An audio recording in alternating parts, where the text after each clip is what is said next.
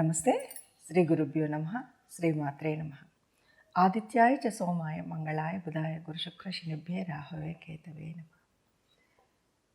మనం రాబోయే మాసం అంటే జనవరి మాసం, జనవరి 2024 ఈ మాసానికి గాను మాస ఫలితాలు ఎలా ఉన్నాయి, గ్రహస్థితి ఎలా ఉంది.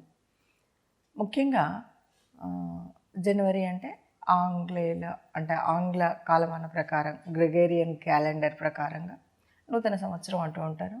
అది మన భారత సనాతన ధర్మం కాకపోయినప్పటికీ అందరూ అది ఒక లెక్క కట్టుకునేటువంటి మాసం కాబట్టి జనవరి మాసం కొత్త మాసం అని కూడా మొదలు పెడతారు. ఏదేమన్నా మన లెక్క ప్రకారంగా జనవరి మాసం అంటే ముఖ్యంగా సంక్రాంతి పండగ వచ్చేటువంటి మాసం. అలాగే ఇందులోనే మనం ధనుర్మాసం కూడా ఉంటుంది కాబట్టి సౌరమాన ప్రకారంగా మనం ఈ ధనుర్మాసంలో మనం గీతా జయంతిని కూడా జరుపుకుంటాం. అంటే జనవరి మాసంలో రెండు ముఖ్యమైనటువంటివే కాకుండా ఇంకా ముఖ్యమైనటువంటి విషయం ఏమిటంటే కాలగమనంలో లెక్కైనటువంటి దక్షిణాయన కాలం పూర్తయి ఉత్తరాయణ కాలం వచ్చేటువంటి సమయం కాబట్టి జనవరి మాసంలో గ్రహాల స్థితులు ఎలా ఉన్నా అందరికి కూడా ఆనందాన్ని, ఉత్సాహాన్ని, సంతోషాన్ని ఇచ్చేటువంటి మాసంగా, ఆయురారోగ్యాలతో ఉండడానికి సరిపోయినటువంటి మాసంగా చెప్పుకోవచ్చు. మరి అయితే గోచార రీత్యా గ్రహాల స్థితి ఎలా ఉంది ఈ జనవరి మాసం, జనవరి 2024లో మరి గోచార స్థితికి గాను గ్రహాల స్థితి ఎలా ఉంది? మేషంలో గురువు, తర్వాత కన్యలో కేతు, వృశ్చికంలో మనకి బుధుడు, శుక్రుడు. ఈ బుధుడు 8వ తారీఖు తర్వాత ధనుస్సులోకి మారుతాడు. ఇక ధనుస్సులో రవి, కుజుడు. ఈ రవి జనవరి 15కి మకరంలోకి మారుతాడు. ఆయన మారడం వల్లే మనకు మకర సంక్రాంతి వస్తుంది.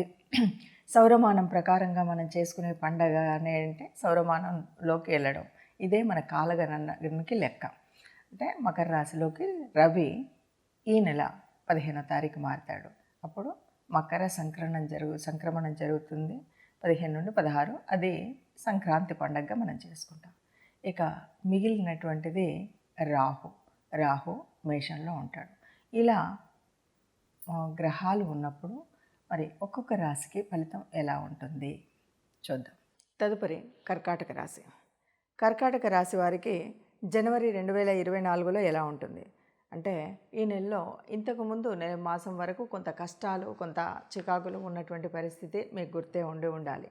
కాబట్టి ఈ మాసంలో కొంత అనుకూలమైనటువంటి, అంటే ముందంతా కష్టం కాకుండా కొద్దిగా తగ్గుముఖం పట్టినటువంటి పరిస్థితి కనిపిస్తుంది, కొంత అనుకూలంగా ఉంటుంది.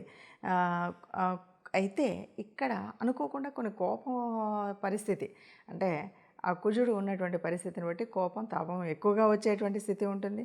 ప్రతి చిన్న విషయానికి కూడా తొందరగా ఆవేశపడేటువంటి లక్షణం ఒకటి ఈ మాసంలో మీ మీద ఎక్కువగా ఉంటుంది. కాబట్టి కొద్దిగా ఉండాలి. ఎవరితోనూ పౌరుషంగా మాట్లాడేటువంటి పరిస్థితి కల్పించుకొని ఆ పౌరుష పరిస్థితి వల్ల అనుకోనటువంటి తగాదాలు కానీ, అనుకోనటువంటి అనారోగ్యం కానీ, అనుకోనటువంటి చికాకులు కానీ ఇంట బయట ఎక్కడా ఉండకుండా ఉండాలంటే మీరు మీ కోపస్థితిని తగ్గించుకోవడం చేయాలి. దానికోసం తప్పనిసరిగా కొంత ధ్యానం చేయడం అనేటువంటిది చేసినట్టయితే, కొంత ఓంకార స్థితిలో ఉండడము, ఇలాంటివి కొద్దిగా మీ శరీరాన్ని, మీ మనసుని మీ కంట్రోల్లో పెట్టుకోవడానికి ప్రయత్నం అయితే చేయాలి. ఇక కొన్ని పనులు ఏవైతే చేస్తూ ఉన్నారో అవి కొద్దిగా మధ్యలో నిలిచేటువంటి అవకాశం అయితే కనిపిస్తుంది. ప్రయాణాలు చేయవలసి వచ్చేటువంటి స్థితి కూడా ఉంటుంది. మనం ఎక్కడికైనా కావాలని కానీ, లేదు అనుకోకుండా కానీ ప్రయాణాలు చేయవలసి వస్తుంది. అది కొద్దిగా ఎక్కువ ఖర్చు అయ్యేటువంటి పరిస్థితి అయితే ఉంటుంది. ఈ మాసంలో వీరికి కూడా నూతన వస్త్రాల యొక్క కొనుగోలు అవసరము పడుతుంది. వాహన ప్రాప్తి అనేది ఉంది. వాహన ప్రాప్తి అంటే మనం వాహనాన్ని కొనొచ్చు, లేదా ఎవరైనా మన స్నేహితులు మనం ఎక్కడికి వెళ్తున్నా వాళ్ళు ఆ వాహనంలో మనల్ని తీసుకువెళ్ళవచ్చు. ఏదేమైనా సరే సుఖంగా ప్రయాణం చేయడానికి వాహన ప్రాప్తి కలిగేటువంటి అవకాశం ఉంటుంది. అంతేకాదు పాత మిత్రులని కలుసుకునేటువంటి అవకాశం ఈ రాశి వారికి కూడా కలుగుతుంది. బంధుమిత్రులతో కలిసి విందులు వినోదాలు హాయిగా చేసుకునేటువంటి అవకాశం ఉంటుంది. వాహన సౌకర్యము ఉండి బంధుమిత్రులతో కలిసేటువంటి అవకాశం ఉండి చక్కగా కొత్త వస్త్రాలు కొనుక్కునేటువంటి స్థితి కనిపిస్తుంది. అంటే మనకి గత కాలం మీద ఇప్పుడు వస్తున్నటువంటి ఈ కాలం మంచిదే అని అర్థమవుతుంది. కేవలం మీకు ఉండేటువంటి పరిస్థితిలో కొద్దిగా కోపం రావడం, ఆ కోపం వల్ల ఆవేశం పెరగడం, ఆవేశం వల్ల అనారోగ్యం కానీ, ఇరుగు పొరుగుతో సంబంధాలు లేకుండా ఉండడం కానీ, భార్యాభర్తల మధ్య అంటే కోపంతో మనం మాట్లాడే మాటల వల్ల చిన్న చిన్న ఇబ్బందులు రాకుండా ఉండడానికి తప్పనిసరిగా మీరు దేవత ఆరాధన, మీ ఇష్టదేవత ఎవరున్నా సరే ఆరాధించండి. లేదంటే ఈ మాసం అంతా కూడా విష్ణుమూర్తిని ప్రార్థించడం అనేటువంటిది చేసినట్టయితే ఉన్నటువంటి కష్టం తొలగుతుంది. నవగ్రహ మండపానికి కనుక వెళ్తే కుజగ్రహ ఆరాధన చేయండి. ఇప్పుడు మనం చెప్పుకున్నంత వరకు ఇది గోచార రీత్యా గ్రహాలు ఉన్నటువంటి దాన్ని బట్టి చెప్పాం. కానీ నిజానికి జన్మజాతకంలో ఉండేటువంటి మన గ్రహస్థితిని బట్టి, గ్రహాల యుతిని బట్టి, గ్రహాల దృష్టిని బట్టి నిజంగా మనకు జన్మజాతకం ఎవరికైనా తెలిసి ఉంటే ఆ జాతకంలో ఉండేటువంటి స్థితిగతులను బట్టి ముఖ్యమైనటువంటి ఫలితాలు ఉంటాయి.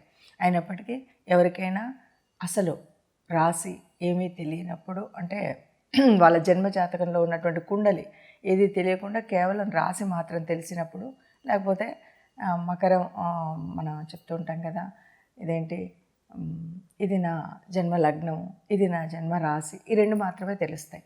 అలా మాత్రం తెలిసినప్పుడు మనం ఈ గోచర ఫలితాలని చూసుకోవచ్చు. ఇక లేదు కొంతమంది నామ ఫలితాలని చూసుకుంటారు, అలా కూడా చూసుకోవచ్చు. అలా కాకుండా జన్మజాతకంలో జన్మకుండలి తెలిసినట్టయితే దాంట్లో ఉన్నటువంటి గ్రహాల యొక్క బలాబలాలను బట్టి మిగతా ఫలితం అంతా ఉంటుంది. మరి అలాంటప్పుడు ఇది ఎందుకు చూసుకోవడం అంటే, ఇది కూడా ఒక్కొక్కసారి అది ఇది కలిసి ఉండొచ్చు. లేనప్పుడు కూడా గోచారాల వల్ల వచ్చేటువంటి ప్రభావం కనీసం 30-35% అయితే ఉంటుంది. మనకు ముందు జాగ్రత్త కోసం, ముందు మనం తీసుకోవాల్సినటువంటి నిర్ణయాల కోసం ముందుగా మనము ఈ రాశి ఫలితాలను చెప్పుకుంటూ ఉంటాం. దాన్ని బట్టి రాబోయే మాసంలో వచ్చేటువంటి అనారోగ్యాలు కానీ, ఆర్థిక స్థితి కానీ, లేదా ఇంకేదైనా ప్రయాణాలు వాటికి సంబంధించినటువంటివి అవి తెలిసినప్పుడు ముందుగా మన ఖర్చులు స్థితి అన్నీ తెలిసినప్పుడు ముందుగా మనం తీసుకోవాల్సినటువంటి జాగ్రత్తలు తీసుకోవడం కోసం చెప్పేటువంటిది.